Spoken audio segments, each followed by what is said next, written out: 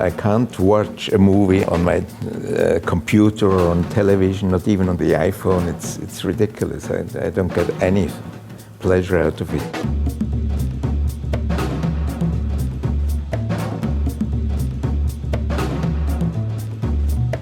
So, Matthias Brunner, thank you for being here with us, and we are very happy to be here in Vevey, in this beautiful environment. And you know, the festival is called Images Vevey. So my first question would be, what is your relationship to images? How were you introduced to images when you were a child, maybe? Or what was, you know, the way you discovered this world of images? It started actually very early, because I lived in quite a dysfunctional, very typical 50s family. So escape from the family situation into the worlds of images, either in museums, where my grandmother brought me. I loved the museum in Chur, where I got, when I was very young, already in touch with Segantini, with Giacometti, with all the big Swiss artists.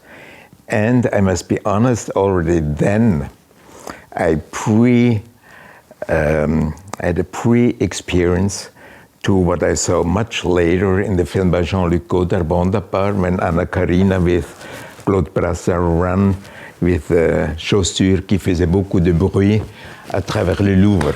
Alors, I did it as a child as well. My grandmother always said, regarde là, Hodler, ou c'est pas Segantini or Giacometti. And so they really formed me.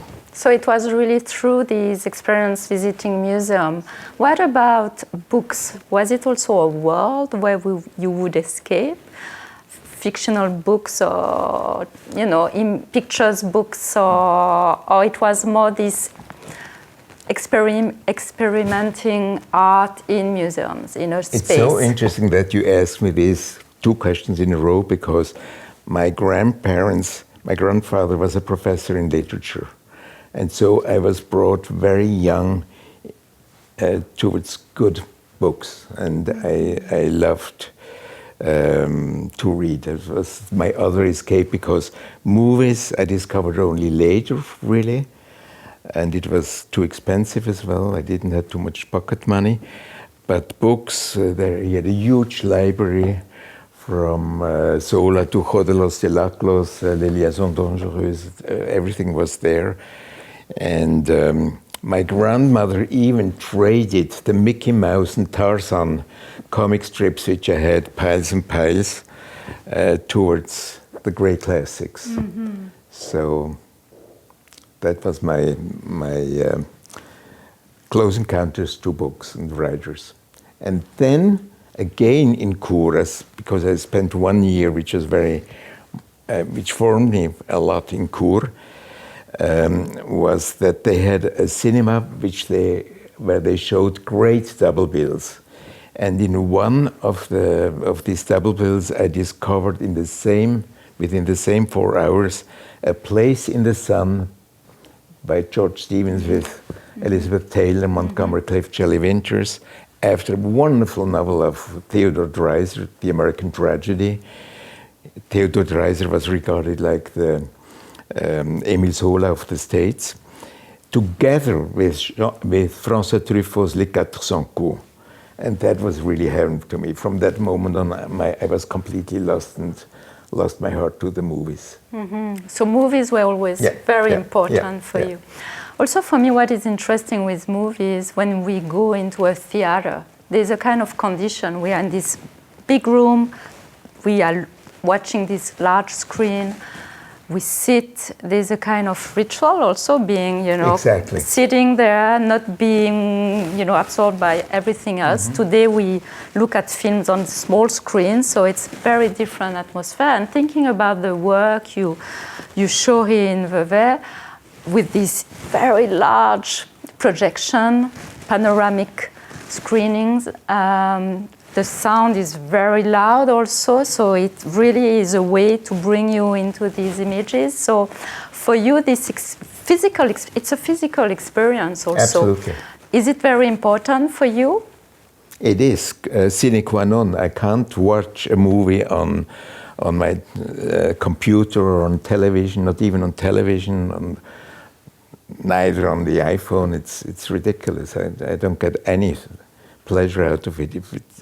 I always say it's like if I had to see Guernica by Picasso on a postcard. It's ridiculous. You have to see it in big on a big screen, and that's with an audience and with the reaction of the audience. For you, it's important also to share this moment with other people. It's not just something where you are alone. I mean, I can see it as well alone, but if you have a nice audience, it's even better. If the audience is awful, then I'd rather escape and come back to the screening another time. I can't stand when they eat popcorn all over around me or so.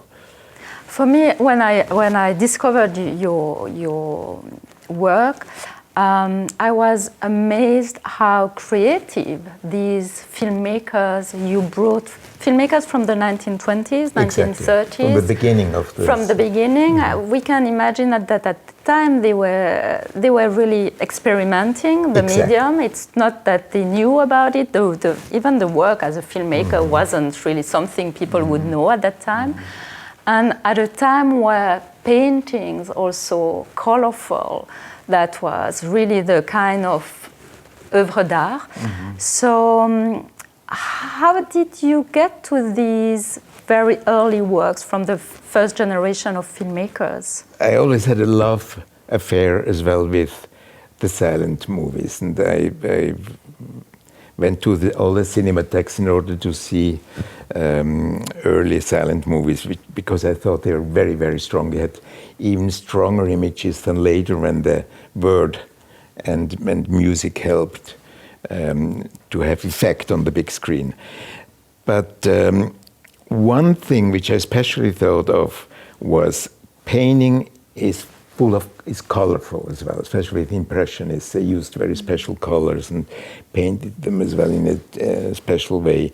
And I thought it was wonderful how filmmakers escaped the problem of the colors at the beginning, but they found something else which they could hardly develop in such an intensity as in the cinema, which is la vitesse, speed, movements.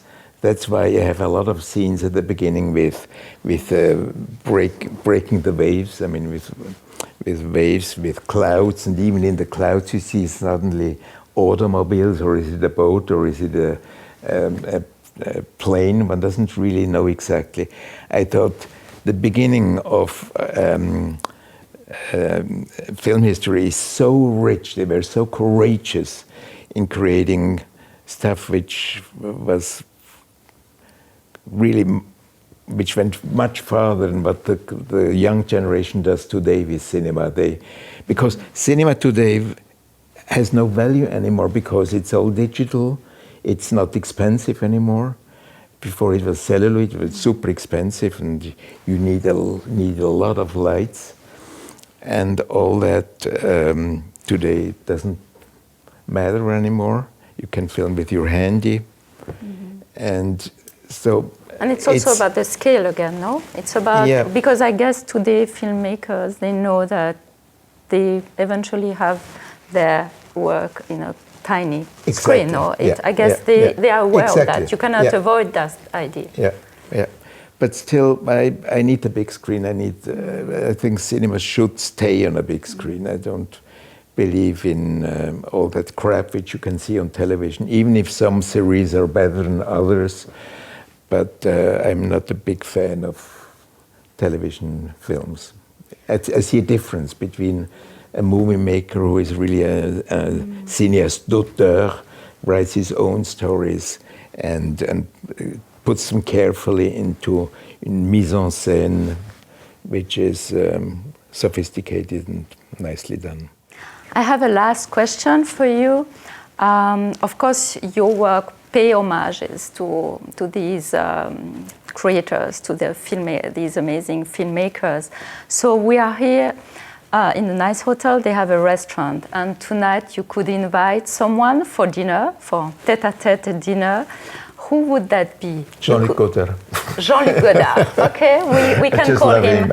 I know he lives next door. Yeah. I love him dearly, and I played all his movies in my cinemas over the years.